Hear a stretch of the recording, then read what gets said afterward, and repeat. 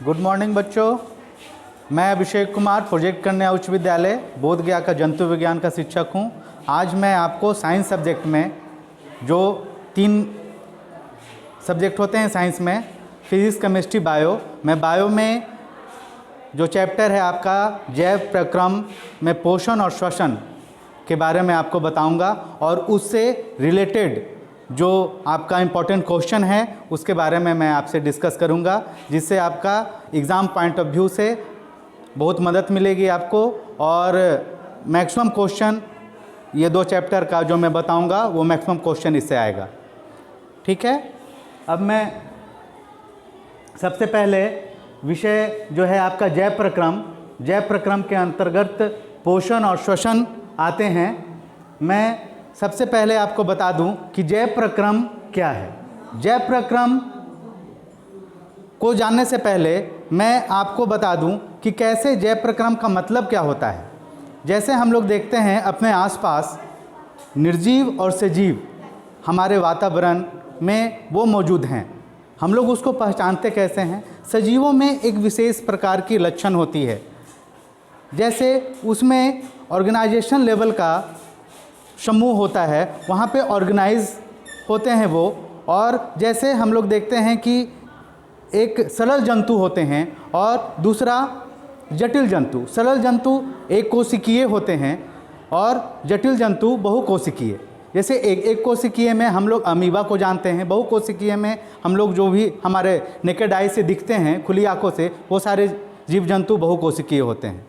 तो जो एक कोशिकीय होते हैं उसमें तो ज़्यादा कुछ होता नहीं है, नॉर्मल जो सारा वर्क होता है वो सिर्फ एक कोशिका के द्वारा होता है। लेकिन बहुकोशिकीय में वो ऑर्गेनाइज होते हैं। जैसे a group of cell called tissues, a group of tissues is called organ. And किसी एक वर्क को करने के लिए अगर बहुत सारे ऑर्गन की ज़रूरत पड़ती है तो उसको हम लोग ऑर्गन सिस्टम बोलते हैं। और एक जीव में बहुत सारे ऑर्गन सिस्टम मिलके एक जीव का निर्माण करते हैं। तो ये ऑर्गन सिस्टम जैसे हम लोग जानते हैं, ऑर्गन सिस्टम क्या है, जैसे हम लोग में पाचन तंत्र, पोषण तंत्र, उत्सर्जन तंत्र, ये सारे क्या हैं, तंत्र यानी कि सिस्टम, ये ऑर्गेनाइज हैं। ऑर्गन, बहुत सारे ऑर्गन मिलके एक ही कार्य को कर रहे हैं पाचन का, बहुत सारे ऑर्गन मिलके एक कार्य को कर रहे हैं पोषण का। तो ये सारे कार्य जो होते हैं, यही सारे कार्य जैव प्रक्रम के अंतर्गत मेंटेन किए जाते हैं। यानी कि ये कार्य होते हैं हमारे बॉडी को मेंटेन करने के लिए, अनुरक्षित करने के लिए, अपने जीवन को बनाए रखने के लिए। पोषण करते हैं, श्वसन करते हैं, हमारे शरीर में परिवहन होता है, उसके बाद उत्सर्जन होता है। ये सारे प्रोसेस जैव प्रक्रम के अंतर्गत आते हैं। मतलब वे सारे प्रक्रम जो संयुक्त रूप से जीवों का अनुरक्षण का कार्य करते हैं जैव प्रक्रम कहलाते हैं। जैसे पोषण, श्वसन, वहन और उत्सर्जन। आपका इससे क्वेश्चन भी आता है कि जैव प्रक्रम किसे कहते हैं। सीधे कहिएगा कि वे सारे प्रक्रम जो संयुक्त रूप से जीवों का अनुरक्षण यानी कि मेंटेनेंस का कार्य करते हैं। जीवन अपने बचाए रखने के लिए जो भी हमारे शरीर में प्रोसेस होता है वो सारे प्रोसेस जैव प्रक्रम के अंतर्गत आते हैं। जैसे पोषण, श्वसन और आपका उत्सर्जन। यहाँ पे हमने क्वेश्चन दिया है, आप जो मैंने बताया उतना लिख दीजिएगा, आपको इससे आंसर मिल जाएगा। अब हम लोग आते हैं पोषण, वह विधि जिससे जीव पोषक तत्वों को ग्रहण कर उनका उपयोग करते हैं। हम लोग पोषक तत्व के रूप में जो ग्रहण करते हैं और उसका उपयोग करते हैं वही पोषण कहलाता है। पोषण का यही डिफिनेशन है, वह विधि जिससे जीव पोषक तत्वों को ग्रहण कर उसका उपयोग करते हैं, पोषण कहलाता है। तो पोषक तत्व हमारे लिए क्या होता है, भोजन। भोजन को हम लोग आपका 3 आधार के आधार पे, कार्य के आधार पे 3 भागों में भोजन को हमने बांटा है। पहला है शरीर निर्माता, दूसरा है ऊर्जादायक और तीसरा है विनियंत्रक, रेगुलेटर्स जिसको बोलते हैं। शरीर निर्माता यानी कि बॉडी बिल्डर्स, जिससे हमारा बॉडी का, शरीर का निर्माण होता है। जैसे प्रोटीन हमें क्या में मिलता है, दाल, मांस, मछली, पनीर, ये सब में, अंडा में हमें क्या मिलता है, प्रोटीन मिलता है, जिससे हमारा शरीर का निर्माण होता है। अब ऊर्जादायक क्या है, जिससे हमें ऊर्जा प्राप्त होती है, एनर्जी मिलता है, जिससे हम लोग डे टू डे का काम करते हैं, चलना फिरना, हमारे शरीर का इंटरनल सारा प्रोसेस का कार्य, वो सारा इसी के कारण होता है ये हमें कार्बोहाइड्रेट और वसा से मिलता है, जो हमें चावल, गेहूँ, दूध, घी वगैरह से हमें प्राप्त होता है। तीसरा है विनियंत्रक, जिसको हम लोग बोलते हैं रेगुलेटर्स। ये विटामिन्स और खनिज होते हैं। ये क्या करते हैं, हमें रोग से लड़ने की ताकत देते हैं, है ना, और बाकी क्रियाओं को रेगुलेट करते हैं, मतलब संचालित करने का काम करते हैं, उनको बैलेंस करने का काम करते हैं। ठीक है।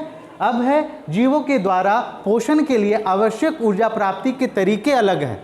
सारे जीव अलग अलग तरीके से अपना भोजन करते हैं, तो उस आधार पे भोजन का जो है हम लोग वो पोषण दो प्रकार के होते हैं, स्वपोषी पोषण और परपोषी पोषण। स्वपोषी पोषण ऐसा पोषण जो जीव स्वयं करता हो, किसी दूसरे पे डिपेंड ना रहता हो, वैसे पोषण को हम लोग स्वपोषी पोषण कहते हैं। दूसरा है परपोषी पोषण। ऐसा पोषण, जैसे आपका स्वपोषी पोषण किस में होता है, पौधों में।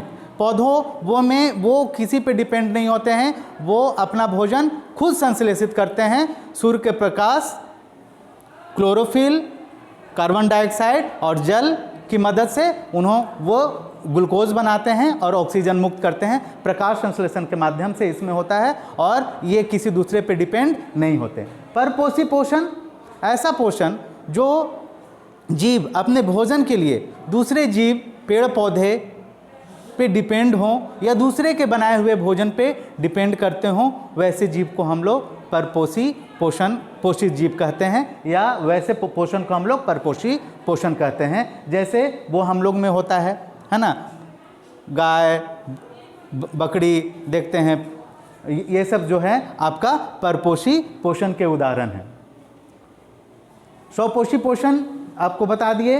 वैसे पोषण जो स्वपोषी पोषण कहलाते हैं, आपका हरे पेड़ पौधे, है ना। उसके बाद परपोषी पोषण बताएं जो दूसरे पे डिपेंड करते हैं, है ना। एक पोषण ऐसा भी होता है कि वो क्या होता है कि लोग जो दूसरे को जीव को मार के ग्रहण करते हैं, परपोषी हुआ। एक होता है उसी में, परपोषी में ही, कि मारे बिना भी उनके शरीर के बाहर या अंदर रह के करते हैं, वो भी परपोषी पोषण कहलाते हैं। जैसे हमारा होता है जू, हाँ, जोक पेट में होता है, वो सब क्या करते हैं, दूसरे जीव को मारे बिना उनके शरीर से अपना भोजन प्राप्त करते हैं। पर ये परपोषी पोषण निम्न 3 प्रकार के होते हैं। पहला हो गया मृतजीवी पोषण, परजीवी पोषण, और तीसरा प्राणी समपोषी। ये मृतजीवी क्या होता है, ऐसा पोषण, ऐसे जीव जो अपना भोजन सड़े गले चीज़ों से प्राप्त करते हैं, ऐसे जीव को हम लोग मृतजीवी जीव बोलते हैं। ठीक है। दूसरा है परजीवी, ऐसे जीव जो अपने भोजन के लिए, ठीक है, वो क्या करते हैं, दूसरे जीव को मारते नहीं हैं, उस जीव के शरीर के बाहर या अंदर रह करके, है ना, अपना भोजन ग्रहण करते हैं। ऐसे जीव को हम लोग परजीवी बोलते हैं। जैसे हो गया जोक, जू, खटमल वगैरह परजीवी हैं। मृतजीवी के बैक्टीरियाज हैं जो जीव को सड़ाने का काम, कोई जीव मर जाता है तो सड़ता है, ये अपघटक का भी काम करते हैं। अगर ये मृतजीवी नहीं रहें तो हमारे पृथ्वी पे लाशों का, पेड़ पौधों का अंबार हो जाए, क्योंकि वो सड़ेगा नहीं, मिट्टी में मिलेगा नहीं, तो क्या होगा, पूरा धरती हमारा उसी से भर जाएगा। इसलिए ये अपघटक का भी काम करते हैं मृतजीवी, है ना, अपघटक भी कहलाते हैं। और परजीवी जो आपको बताएं, जो हमारे शरीर के बाहर अंदर रह के भोजन प्राप्त करते हैं, है ना, परजीवी कहलाते हैं। जैसे जू, जोक, प्राणी समपोषी, वैसे जीव जो अपना भोजन द्रव या ठोस के रूप में ग्रहण करते हैं, जैसे हम लोग हैं, और बाकी गाय, बकरी देखते हैं, वो द्रव या ठोस के रूप में भोजन ग्रहण करते हैं, प्राणी समपोषी कहलाते हैं। ठीक है। मृतजीवी आपको बता दिए, परजीवी हो गया, उसके बाद आपका प्राणी समपोषी हो गया। अब इससे आपका क्वेश्चन है स्वपोषी पोषण और विषम पोषी पोषण में क्या अंतर है। स्वपोषी पोषण बताएं कि वैसे जीव जो अपना भोजन स्वयं संश्लेषित करते हैं, स्वपोषी कहलाते हैं, जैसे हरे पेड़ पौधे। उसके बाद फिर विषम पोषी जो अपने भोजन के लिए दूसरे पे डिपेंड करें, है ना, दूसरे जीव पे डिपेंड रहें, वैसे विषम पोषी होते हैं। जैसे हम लोग हो गए, गाय, बकरी, है ना, सारा हो गए। पोषण किसे कहते हैं, अपने क्या होता है, पोषक तत्व जो हम लोग अपने ऊर्जा के लिए, ऊर्जा प्राप्त करने के लिए पोषक तत्व का ग्रहण करते हैं उसी को हम लोग पोषण कहते हैं। मृतजीवी पोषण क्या है? जो अपना सड़े गले चीज़ों से अपना पोषण प्राप्त करता है, मृतजीवी पोषण कहलाता है। वैसे पौधे जो पोषण के लिए सड़ी गली चीज़ों पर आश्रित रहते हैं वो क्या कहलाते हैं? मृतजीवी, परजीवी, परपोषी या स्वपोषी। मृतजीवी स्वपोषी पोषण के लिए आवश्यक है क्या? स्वपोषी पोषण जो पौधों में होता है। स्वपोषी पोषण के लिए आपको बताएं, कार्बन डाइऑक्साइड, जल, क्लोरोफिल, सूर्य का प्रकाश, ये सारे की आपका जरूरत होती है, वो आपका हो गया। अब प्रकाश संश्लेषण है। प्रकाश संश्लेषण क्या है? प्रकाश संश्लेषण आपको एक मैं फिगर बना के बता दूं। प्रकाश संश्लेषण होता है हरे पेड़ पौधों में। ये पेड़ है, ठीक है, पेड़ है, ठीक है। पेड़ क्या होता है? इसमें क्लोरोफिल होता है। हरे पेड़ पौधों में क्या होता है? क्लोरोफिल। सनलाइट सूर्य के प्रकाश की उपस्थिति में होता है। सन से क्या मिलता है? सूर्य का प्रकाश।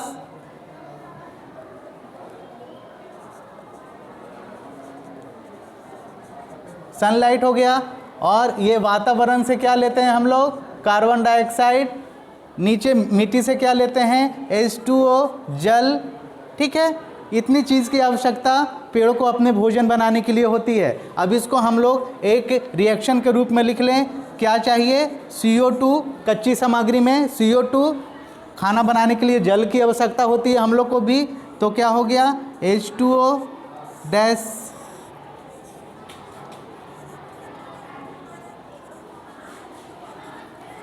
क्लोरोफिल,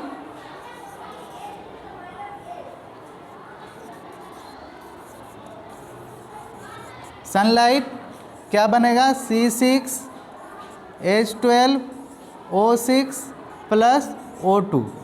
इसको हम लोग बैलेंस कर देंगे, ठीक है। ये इक्वेशन है। ये क्या है? ग्लूकोज का निर्माण हुआ और ये ऑक्सीजन, ऑक्सीजन है, ठीक है। तो ये ग्लूकोज ही मेन भोजन का पदार्थ है पौधों के लिए। ग्लूकोज को पौधे जो हैं स्टार्च के रूप में स्टोर करते हैं, स्टार्च के रूप में। इसको मंड भी बोलते हैं, ठीक है। ये प्रकाश संश्लेषण क्रिया है। तो हम लोग प्रकाश संश्लेषण क्रिया को लिख सकते हैं, हरे पेड़ पौधे द्वारा भोजन बनाया जाता है प्रकाश संश्लेषण से, जिसमें सूर्य का प्रकाश, कार्बन डाइऑक्साइड, जल और क्लोरोफिल की आवश्यकता होती है, ठीक है। ये रिएक्शन है। आप इतना लिख करके ये आप बना देंगे, आपको इसका आंसर प्राप्त हो जाएगा, ठीक है। इसको मैंने एक डायग्राम से भी बनाया। सूर्य से सौर ऊर्जा, वायुमंडल से CO2, भूमि से खनिज जल, उसके बाद प्रकाश संश्लेषण हुआ और मंड या स्टार्च का निर्माण हुआ। प्राणी में हम लोग का भोजन क्या होता है? कार्बोहाइड्रेट, प्रोटीन और वसा, इतना ही होता है ना। और लेकिन प्लांट में सिर्फ स्टार्च यानी कि ग्लूकोज, जो हम लोग स्टोर करते हैं ग्लूकोज को स्टार्च के रूप में। अब ये प्रकाश संश्लेषण से आप क्या समझते हैं? इसका समीकरण लिखें। आप ये समीकरण लिख के प्रकाश संश्लेषण, आप खाली इस समीकरण को डील कर देंगे, आपका आंसर प्राप्त हो जाएगा, ठीक है। उसके बाद है प्रकाश संश्लेषण की क्रिया होती है किसमें? हरे पेड़ पौधों में। आपको ऑब्जेक्टिव क्वेश्चन है। ये सारे क्वेश्चंस आपको बोर्ड एग्जाम में ऑलरेडी आए हुए हैं। पिछले 10 साल का आप देखेंगे, उसमें ये सब क्वेश्चन बार बार आते हैं, इसलिए ये सब क्वेश्चन को एक बार देख लेंगे, आपको कोई भी ऑब्जेक्टिव क्वेश्चन नहीं छूटेगा। उसके बाद है हरे पौधे कहलाते हैं क्या? शाकाहारी, स्वपोषक, विषम पोषी जीव या सर्वाहारी। स्वपोषक यानी कि खुद से जो भोजन बनाते हैं उसको स्वपोषक बोलते हैं। पादपों का कौन सा भाग प्रकाश संश्लेषण के लिए वायु से कार्बन डाइऑक्साइड लेता है? प्रकाश संश्लेषण के लिए वायु से कार्बन डाइऑक्साइड कौन लेता है? तो रंध्र, स्टोमाटा जिसको बोलते हैं, जो पत्तियों में पाया जाता है स्टोमाटा, जिसके द्वारा प्रकाश संश्लेषण क्रिया के लिए CO2 पत्ती लेता है। ये एक छिद्र होता है, रंध्र होता है, जिसके द्वारा आते हैं। इससे आपका एक क्वेश्चन आता है, एक प्रयोग द्वारा दर्शाएं कि प्रकाश संश्लेषण क्रिया के लिए क्लोरोफिल आवश्यक है। ये कैसे दर्शाएंगे? इसमें इसके लिए एक हम लोग प्रयोग करते हैं कि एक क्रोटन पौधा होता है। क्रोटन पौधा का पत्ता आप देखे होंगे, 100 प्लांट्स में चित्तीदार एक होते हैं पौधे, कुछ भाग उसके ग्रीन होते हैं, कुछ भाग उसके वाइट होते हैं। तो हम लोग जानते हैं कि ग्रीन भाग यानी कि क्लोरोफिल होता है उसमें, और क्लोरोफिल में क्या होता है? प्रकाश संश्लेषण क्रिया होती है। तो उस पत्ती को हम लोग सबसे पहले क्या करते हैं कि उसके क्लोरोफिल को यानी कि ग्रीन पार्ट को हटाते हैं कि पूरा पार्ट्स एक हो जाए। उसको अल्कोहल में हम लोग बॉयल करते हैं। बॉयल करने पर उस पत्ती का ग्रीन भाग जो है वो हट जाता है और वाइट भाग जो पहले जाता है वो पूरा वाइट हो जाता है पत्ती। और जो उसके बाद जब आयोडीन के घोल में डालते हैं, जो पहले से ग्रीन भाग था जहाँ पे आपका फोटोसिंथेसिस क्रिया हुई थी, प्रकाश संश्लेषण क्रिया हुई थी, वहाँ पे ग्लूकोज का निर्माण हुआ था। उस ग्लूकोज के निर्माण के कारण आयोडीन उसका कलर ब्लू कर देता है और जहाँ पे वाइट भाग था पत्ती का, वहाँ पे फोटोसिंथेसिस क्रिया नहीं हुई थी, वो भाग जस का तस रहता है। और जब देखते हैं तो ब्लू और वाइट रहता है, तो इससे पता चलता है कि प्रकाश संश्लेषण क्रिया के लिए क्लोरोफिल का होना आवश्यक है। ठीक है। अब है एक आपका इंपॉर्टेंट क्वेश्चन हमेशा आता है कि अमीबा में पोषण कैसे होता है। अमीबा हम लोग जानते हैं कि अमीबा क्या है, एक कोशिकीय जीव है। अमीबा का ना कोई शेप होता है ना साइज होता है। जैसे भी हम लोग अमीबा का फोटो बना देंगे, अमीबा होता है। ठीक है। अमीबा फ्रेश वाटर में रहता है, उसका शेप और साइज नहीं होता है। अमीबा क्या होता है, अपना भोजन कैसे करता है। अमीबा अपना भोजन करने के लिए कूटपाद का डेवलप करता है, यानी कि उसको बोलते हैं सूडोपोडिया, है ना। वो अपना भोजन, जैसे ये सपोज डेट उसका भोजन है ना, ये उसका भोजन है। तो अमीबा ये है, ये क्या करेगा, अपने बॉडी से ऐसे उंगली नुमा स्ट्रक्चर तैयार करेगा उस जीव को पकड़ने के लिए। ठीक है। ये हम आपको एक इसमें फिगर हमने बनाया है। फिगर से हम आपको बताते हैं।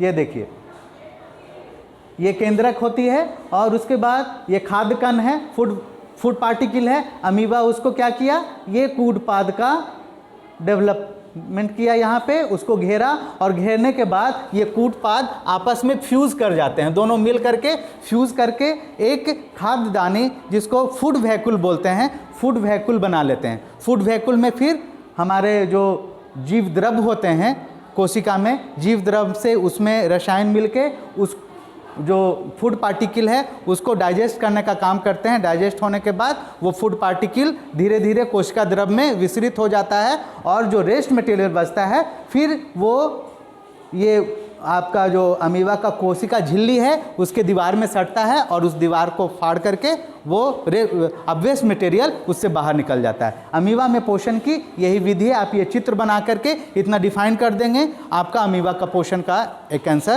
तैयार हो जाएगा। अमीबा में पोषण का सचित्र वर्णन करें जो आपको बताएं। कूटपाद किस में पाया जाता है, अमीबा में पाया जाता है। ठीक है। नेक्स्ट इसके बाद है मनुष्य में पोषण। अब ये इंपॉर्टेंस है, मनुष्य यानी कि हम लोगों में पोषण कैसे होता है। मनुष्य में पोषण आपका इसमें 5 चरण में होता है। मनुष्य में पोषण 5 स्टेप है, जैसे अंतःग्रहण, भोजन को अंदर करना, पाचन, उसके बाद एब्जॉर्ब, उसके बाद स्वांगीकरण और उसके बाद है बहिक्षेपण।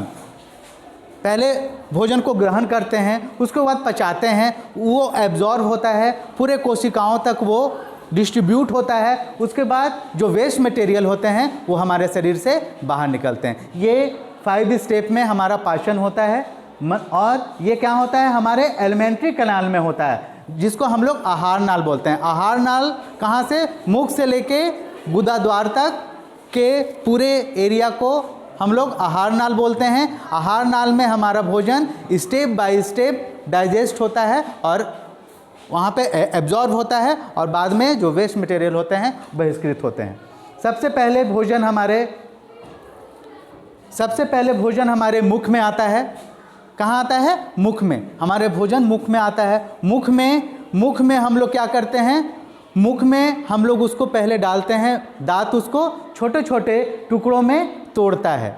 दांत क्या करता है, धोते जो टुकड़ों में तोड़ता है और हमारे मुख में सैलिवरी ग्लैंड होते हैं। सैलिवरी ग्लैंड से सलाइवा का सिक्रीशन होता है जो हमारे भोजन में मिलता है। भोजन में मिलने के पश्चात क्या होता है, उसमें एक टाइलिन नामक एंजाइम होता है जो मंड का, जिसको हम लोग स्टार्च बोलते हैं या कार्बोहाइड्रेट बोलते हैं, उसका वो पाचन करता है, माल्टोज में तोड़ता है। ठीक है।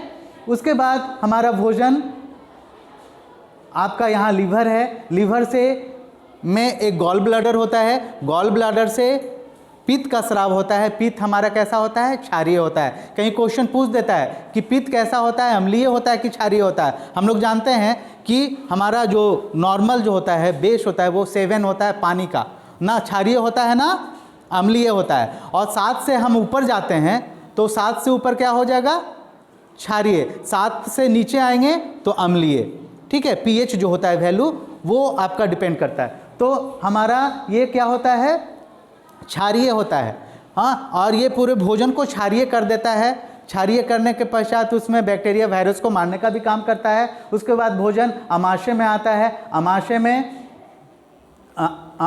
में आपका जठर ग्रंथियाँ होती है, जिससे जठर रस का स्राव होता है ना। और जठर रस में आपका HCl, रेनिन और पेप्सिन नामक एंजाइम होते हैं।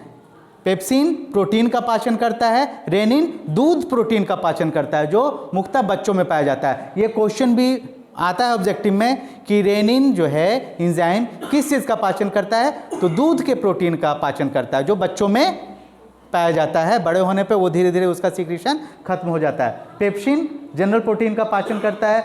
उसके बाद अग्नाशय में आता है, वहाँ पे आपका प्रोटीन का पाचन होता है ट्रिप्सिन के द्वारा।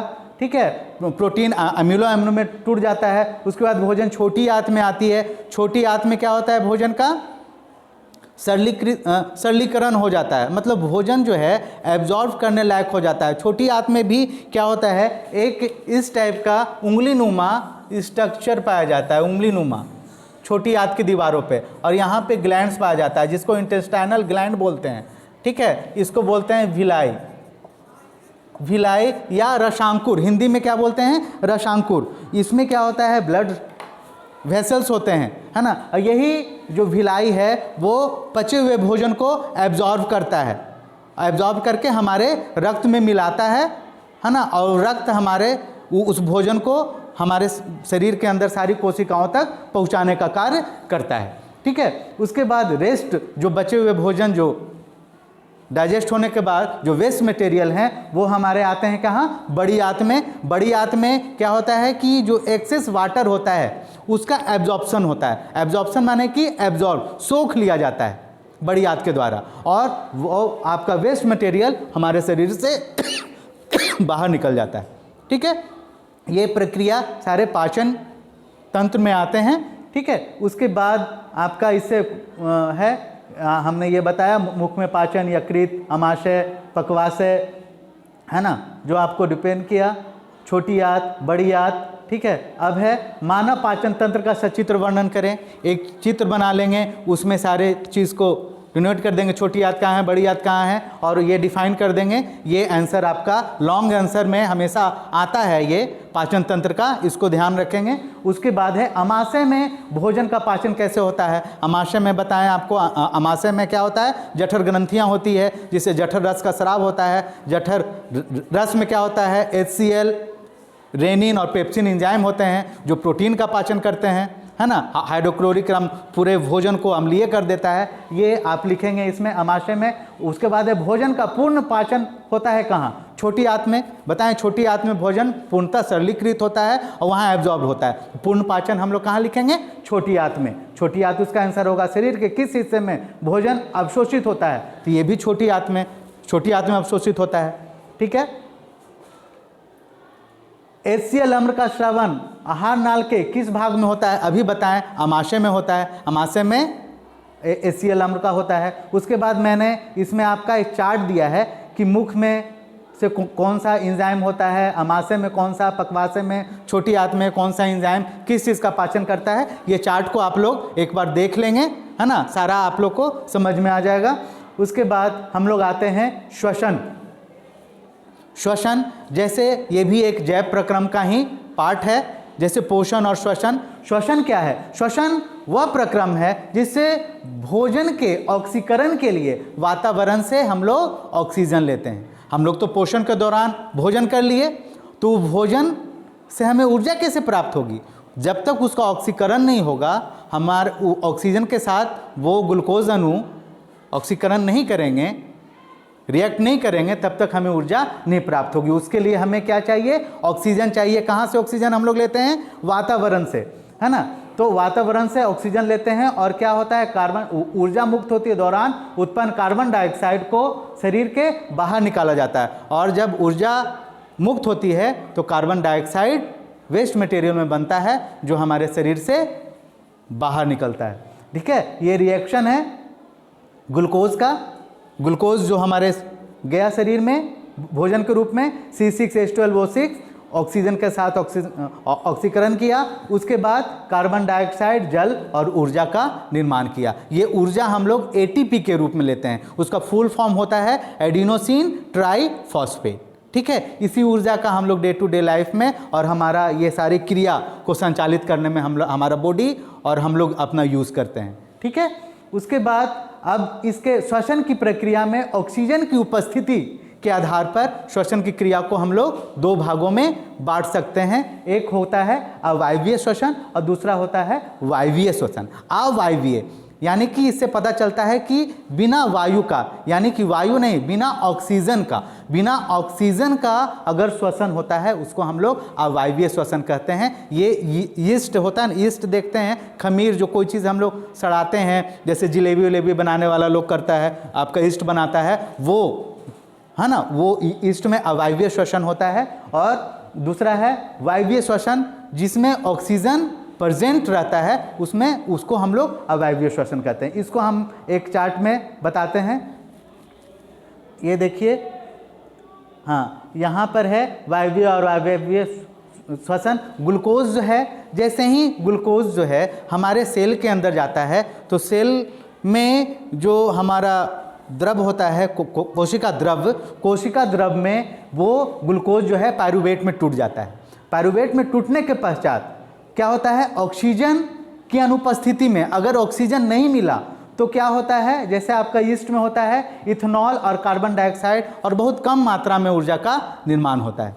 ठीक है, दूसरा क्या होता है कि ऑक्सीजन का अभाव, जैसे हम लोग वर्क बहुत ज़्यादा कर रहे हैं, है ना, भोजन भी किए हैं, वर्क कर रहे हैं, लेकिन उतना हमारे बॉडी में ऑक्सीजन नहीं है, तो क्या होता है, ऑक्सीजन के अभाव में ऑक्सीकरण होता है, तो क्या होता है, लैक्टिक अम्ल और ऊर्जा का निर्माण होता है। इसमें भी कम मात्रा में ऊर्जा बनती है और बाकी लैक्टिक अम्ल के रूप में हमारे मांसपेशियों में जम जाता है, जिससे हमें थकान महसूस होती है, जैसे बहुत काम किए, बहुत दौड़े, है ना, लेकिन उतना हमारे अंदर में ऑक्सीजन नहीं था, जिसके कारण से हमारे ग्लूकोज का टूट नहीं पाया और लैक्टिक अम्ल के रूप में जम गया हमारे मांसपेशियों में, जिससे हमें दर्द होती है। फिर हम लोग रेस्ट करते हैं तो वो फिर लैक्टिक अम्ल फिर ऑक्सीजन के साथ ऑक्सीकरण करके ऊर्जा का निर्माण करके हमारे थकान को खत्म करती है। तीसरा है ऑक्सीजन की उपस्थिति में। ऑक्सीजन की उपस्थिति में हम लोग तो आपको बताएं कार्बन डाइऑक्साइड, जल और ऊर्जा का निर्माण होता है, जो आपका वायवीय श्वसन में होता है। ठीक है, ये कहाँ होता है, माइटोकॉन्ड्रिया में, है ना। ऊर्जा का निर्माण फूलता कहाँ होता है, माइटोकॉन्ड्रिया में। आधा हो गया कहाँ, पायरुवेट में टूटा, कोशिका द्रव में, उसके बाद माइटोकॉन्ड्रिया में वो आपका मेन ऊर्जा का निर्माण हुआ। ठीक है, अब इससे क्वेश्चन है, श्वसन की परिभाषा लिखें, जो आपको बताएं श्वसन की परिभाषा लिख दीजिएगा। श्वसन और श्वासोच्छ्वास में क्या अंतर है, ये क्वेश्चन बहुत इंपॉर्टेंट है और बहुत बार हमने देखा है कि आपका एग्ज़ाम में, बोर्ड एग्ज़ाम में आया है। तो यहाँ पे बच्चे कंफ्यूज कर जाते हैं कि दोनों एक चीज़ है। दोनों एक चीज़ नहीं है। श्वसन यानी कि रिस्पायरेशन एक जो है वो जैविक और रासायनिक प्रक्रिया है, लेकिन श्वासोच्छ्वास एक फिजिकल है, मतलब सांस लेना और छोड़ना, ब्रेथिंग जिसको बोलते हैं, है ना। जैसे सांस ले रहे हैं, छोड़ रहे हैं, ये ब्रेथ हो गया, ये फिजिकल ही है ना। फिजिकल एक भौतिक क्रिया है, ठीक है, और ये क्या है, जैव रासायनिक क्रिया है।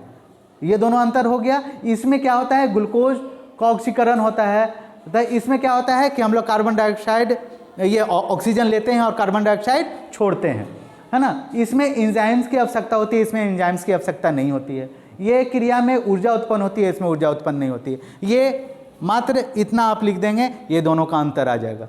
ठीक है, उसके बाद वायवीय श्वसन जो आपको बताएं। वायवीय श्वसन क्या होता है, ऑक्सीजन की उपस्थिति में होता है। वायवीय जो ऑक्सीजन की उपस्थिति में नहीं होता है। ये इसमें क्या होता है कि दो चरण में होता है वायवीय, एक आपका द्रव में होता है, कोशिका द्रव में, एक माइटोकॉन्ड्रिया में। इसमें क्या होता है, सारा कोशिका द्रव में ही संपन्न होता है अवायवीय श्वसन। वायवीय श्वसन में ग्लूकोज का पूर्ण ऑक्सीकरण होता है, इसमें आंशिक ऑक्सीकरण होता है। वायवीय श्वसन में क्या है, वायवीय श्वसन में अवायवीय श्वसन की तुलना में क्या होता है, ऊर्जा अधिक ऊर्जा होती है और उसमें कम ऊर्जा बनता है। ठीक है, ये मेन अंतर है इसका। आप इतना लिख देंगे तो अंतर हमेशा आता है, आप लोग इसको एक बार पढ़ लेंगे, आराम से लिख देंगे।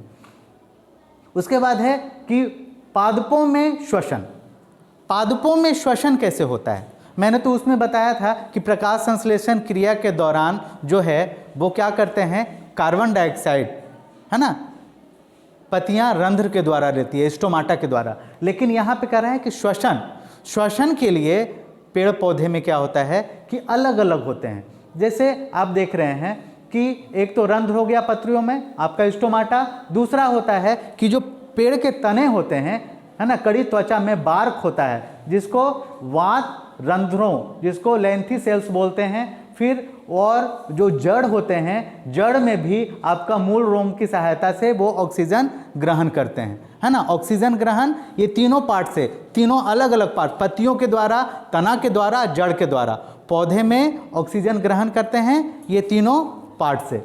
ठीक है, उसके बाद ये श्वसन होता है। श्वसन में जैसे पौधे जो हैं वो ऑक्सीजन ग्रहण करते हैं और कार्बन डाइऑक्साइड छोड़ते हैं। लेकिन दिन में क्या होता है कि दिन में एक और क्रिया होती है। कौन सी क्रिया? प्रकाश संश्लेषण क्रिया पौधे में, जो क्या होता है कि जिसमें पौधे कार्बन डाइऑक्साइड लेते हैं और ऑक्सीजन रिलीज करते हैं। तो ये श्वसन के दौरान जो कार्बन डाइऑक्साइड रिलीज किए वो प्रकाश संश्लेषण क्रिया के दौरान वो कार्बन डाइऑक्साइड को ले लेते हैं और सिर्फ हमें ऑक्सीजन निकलता हुआ दिखाई देता है दिन में। लेकिन रात में क्या होता है? रात में प्रकाश संश्लेषण क्रिया नहीं होती है।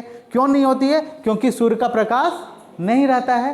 तो क्या होता है? सिर्फ श्वसन क्रिया होती है। श्वसन क्रिया में ऑक्सीजन लेंगे और कार्बन डाइऑक्साइड को रिलीज करेंगे, जिससे पता चलता है कि रात में पौधे जो हैं कार्बन डाइऑक्साइड छोड़ रहे हैं। लेकिन दिन में क्यों नहीं? क्योंकि प्रकाश संश्लेषण का दर श्वसन के दर से अधिक होता है, इसलिए हमें दिन में ये पता नहीं चलता, रात में पता चलता है। ठीक है। जंतुओं में गैसों का आदान प्रदान। जंतुओं में गैसों का आदान प्रदान के लिए अलग अलग आपका ऑर्गन होते हैं। जैसे हम लोगों में लंग्स है, जिसको फेफड़ा बोलते हैं, है ना। लंग्स है main organ, main respiratory organ हमारा लंग्स है। उसके बाद जैसे मछलियों में तो गिल्स होते हैं, गिल्स जिसको गलफड़ा बोलते हैं, उससे वो मेन आपका श्वसन अंग होते हैं। कीड़ों मकोड़ों में देखे होंगे उसमें ट्रैकिया होते हैं, ट्रैकिया, जिसके द्वारा ये सब क्वेश्चन पूछता है कि मछली श्वसन, ये मछलियों में आपका मुख्य श्वसन अंग क्या होता है? तो गलफड़ा। कीटों में मुख्य श्वसन अंग क्या होता है? तो ट्रैकिया। हम लोगों में, मानव में मुख्य श्वसन अंग क्या है? तो फेफड़ा या लंग्स। ठीक है, ये सारे चीज़ हमने आपको डिस्कस किया। मानव श्वसन तंत्र का सचित्र वर्णन करें। अब मानव श्वसन तंत्र क्या है? ये इंपॉर्टेंट क्वेश्चन है, ये लॉन्ग्स में भी आता है आपका। ये इसमें आपको सबसे पहले देखना है कि नशा द्वार जैसे मेन मुख हम लोग श्वास जो वातावरण से लेते हैं नाक के द्वारा लेते हैं। ठीक है, नाक के द्वारा लेते हैं। नाक में क्या होता है? हमारे नाक के अंदर छोटे छोटे बाल होते हैं, वो क्या करते हैं? जो बाहर से आने वाले वायु को फिल्टर करते हैं, धूल कण वगैरह को फिल्टर करते हैं। नाक कि दोनों ये जो छिद्र होते हैं वो अंदर जाके नसल कैविटी, जिसको नसल गुहा बोलते हैं, नसल गुहा में वो खुलते हैं। नसल गुहा में वो म्यूकस होता है, श्लेष्मा ग्रंथि से वो म्यूकस मॉइस्ट रहता है और वो जो हवा जो है जाके नसल कैविटी में टकराता है। उसके बाद जो धूलकण होते हैं वो उसमें धूलकण टकरा करके और जो फ्रेश जो ऑक्सीजन है वो हमारा क्या आता है? श्वास नलिका के पहले ग्रसनी में आता है। ग्रसनी में एक छिद्र होता है ना, जिसको मुख गुहा के बाद जो है आगे का वो एक ग्लाटिस एक छिद्र होता है, जो हम लोग भोजन करने के दौरान कभी सरकते हैं तो दोनों का छिद्र एक है। तो जब भोजन करते हैं तो वो ढक्कन बंद होता है, तो वो ग्लाटिस एक छिद्र में ये श्वास नली खुलती है। श्वास नली जो आता है वो खुलता है, उसके बाद एपिग्लाटिस के ढक्कन से बंद होता है। वो क्वेश्चन भी आता है कि श्वास नली में ग्लाटिस किसके द्वारा खुलता और बंद होता है? तो एपिग्लाटिस। उसके बाद श्वसन लैरिक्स फेरिक्स होते हुए एक वलय होता है श्वास नली, वो उपास्थि का वलयदार उपास्थि का बना होता है, जिसके कारण वो हवा अंदर लंग्स में जाने से पहले अवरुद्ध ना हो, इसके कारण वो वलयदार रहता है, जिसके कारण वो चिपकता नहीं है, अवरुद्ध हवा हमारे लंग्स तक पहुंचता है। ब्रोंकस, ब्रोंकस होता है आगे जाके जो हमारा है ये श्वास नली उल्टा वाई के समान ऐसे हो जाता है और दोनों में लंग्स लगे होते हैं, और ये ब्रोंकस आके जाके छोटी छोटी ब्रोंकियोल्स में टूट जाते हैं, और ये ब्रोंकियोल्स में गुच्छेदार ये जाके कुपिकाओं में खुलता है। ठीक है, ये कुपिकाओं में खुलता है, और इसी कुपिकाओं में लंग्स में ब्लड्स कोशिकाएं होती हैं जो हमारे शरीर से कार्बन डाइऑक्साइड को उठा करके इस छिद्र में रखते हैं, और यहाँ जो हम लोग जो ऑक्सीजन लेते हैं, ऑक्सीजन जाके जब बैठता है तो यहाँ वो कार्बन डाइऑक्साइड को छोड़ देते हैं और यहाँ से ऑक्सीजन उठाते हैं ब्लड और फिर हमारे शरीर में पहुँचाते हैं। ठीक है, ये क्रिया जो आपका निरंतर चलते रहती है श्वसन के दौरान। ठीक है, श्वसन के दौरान ये क्रिया निरंतर चलती रहती है। भोजन और श्वसन दोनों इसी से हमें आपका ऊर्जा प्राप्त होती है। ठीक है, और जो क्वेश्चंस है वो इसी से रिलेटेड आपका आएंगे। ये हम आपको पोषण और श्वसन दोनों बताएं, इससे रिलेटेड क्वेश्चन भी आपको हमने सारे आपके साइट पे डाले हुए हैं, है ना, सारे साइट पे डाले हुए हैं। सारे साइट पे डालने के बाद वो जो आप देखेंगे जहाँ पे जो भी दिक्कत होगा आप वहाँ पे ट्वीट कर सकते हैं, हम लोग से क्वेश्चन भी पूछ सकते हैं, है ना। और इसमें हमने गृह कार्य दिया है, आप खुद घर पे बनाएंगे और उसको अभ्यास करेंगे। मैक्सिमम क्वेश्चन आपका इसी से आएगा आपके मतलब ये एग्ज़ाम में। आप इसको एक बार देख लेंगे तो सारे क्वेश्चन आपके डील हो जाएंगे ये 2 चैप्टर के। ठीक है, थैंक यू।